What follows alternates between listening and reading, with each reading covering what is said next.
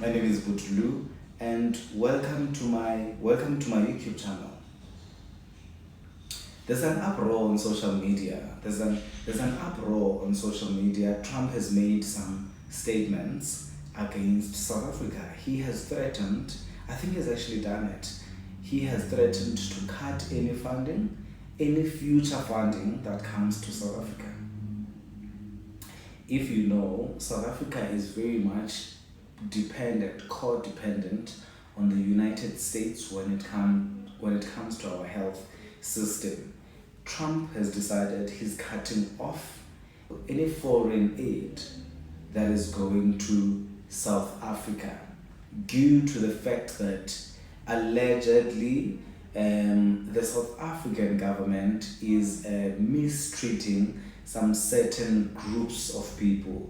Between me and you, he's talking about white people. He's talking about the fact that the land is being taken back by the government. The government is obviously African National Congress, the government of black people. Now, I'm asking myself, firstly, let's hear him out. Things are happening in South Africa. The leadership is doing some terrible things, horrible things. So that's under investigation right now. We'll make a determination. They're taking away land, they're confiscating land, and actually they're doing things that are perhaps far worse than that. Terrible things. Trump is so dramatic. He has no idea what he's talking about. But now, I think before we have this conversation, let's rather go straight to what South Africans have got to say about the whole thing. Terrible things going on in South Africa. I live here and I haven't really seen the terrible things he speaks about. I'm continually amazed at the disinformation that this man sends.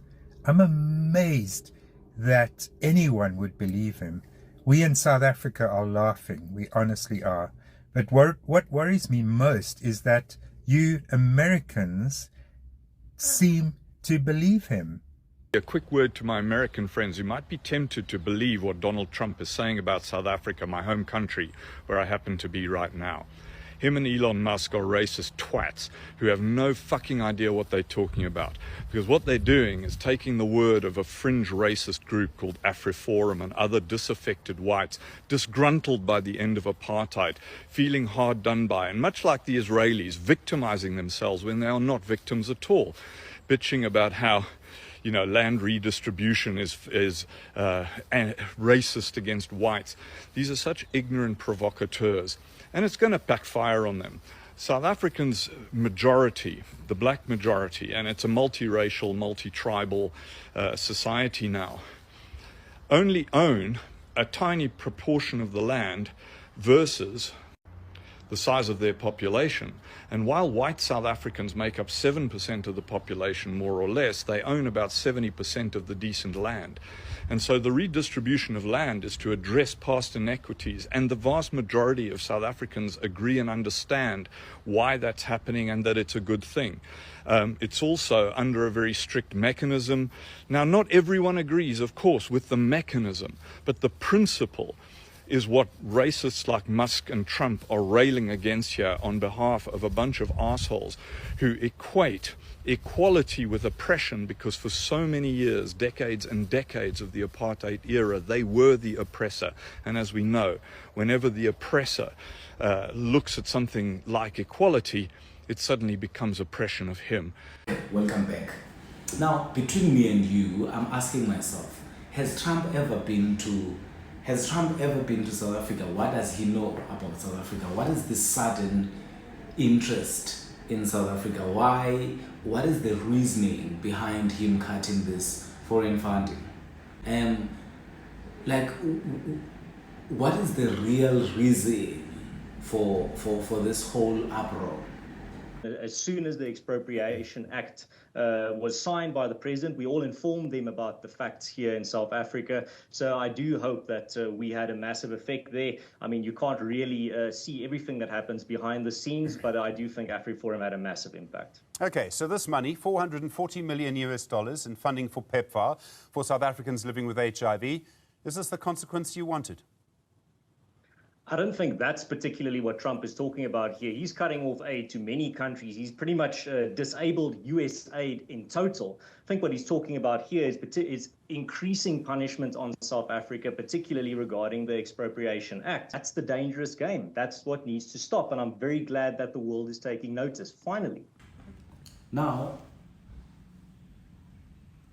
it is alleged, rather it is definite, nobody's denying it, that Elon Musk is the one who is influencing Donald Trump. Now, let me give you a bit of a background. Elon Musk is the world's richest man. He is the one who was funding the American president, Donald Trump, on his recent government elections. Elon Musk was born in South Africa. He is very much South African. So he has direct influence. He was the biggest, or he is the biggest supporter, financially and otherwise. Now, let's first look at this romantic relationship of theirs. Let me tell you, we have a new star. A star is born, Elon. Now he is.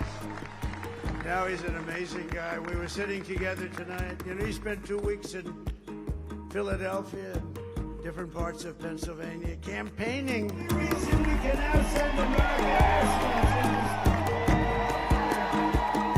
Take over, Elon.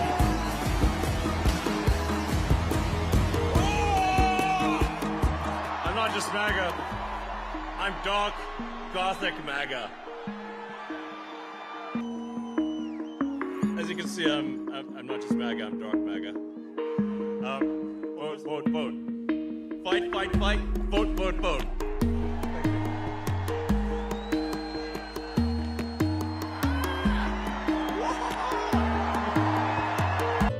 Every day from now until the election, we're giving out $1 million prize. That is, and all you have to do is sign a petition in support of the Constitution. Elon Musk is originally from South Africa. He was born here. There's a racist group here that is called AfriForum in South Africa. It's a group of minority Africans, white people. They are very racist. They hate black people. Legislation allowing for null compensation, because that in effect means expropriation without compensation. On the 25th of January 2025, South African government went to sign the law that says the land that's been stolen from South Africans needs to go back to South Africans, but in a very polite way. I mean, the government says, no, don't worry, we will pay you for stealing our land. Just give us back the land. However, we will pay you. How fair is that? Donald Trump started meddling into our business. This is what President Ramaphosa had to say to him. This issue that Donald Trump fears so much, we offer this question of the land. I don't know what Donald Trump has to do with South African land, because he's never been here. And he must keep his America, we will keep our South Africa. That's what he must do. South Africa is our land. South Africa belongs to all the people who live here in South Africa. It does not belong to Donald Trump. He can keep his America. And Ene is even worse. He's even worse. When I meet him, I will tell him. I will say, you, Donald Trump, you are even worse, because your forebears came to America. They found the native, the indigenous Americans. They wiped them out. They killed nearly all of them. Rene, we are living We are living as a nation, and black and white, we are going to find solutions for our land question. So Donald Trump must leave us alone. He must leave us alone, Kauri. When we were facing apartheid, when we were facing oppression, he was not here. He did not fight side by side with us. And we were able, on our own, yes, with support of progressive forces in the world, to resolve the apartheid question. President, let's hear what our president has to say about Elon Musk and Donald Trump. Because I had spoken to him on the phone, and when I came to New York, I said I'd like to meet him. It's a full process.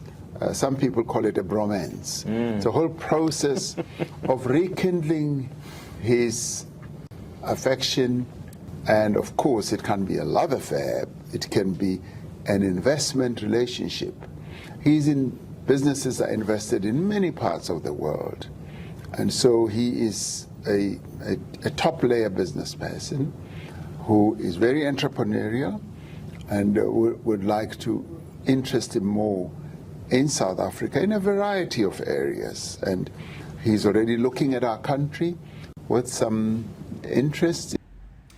All right, as we come into the end of our insert, please leave your comment and some likes and maybe share. And until next time, welcome to my show.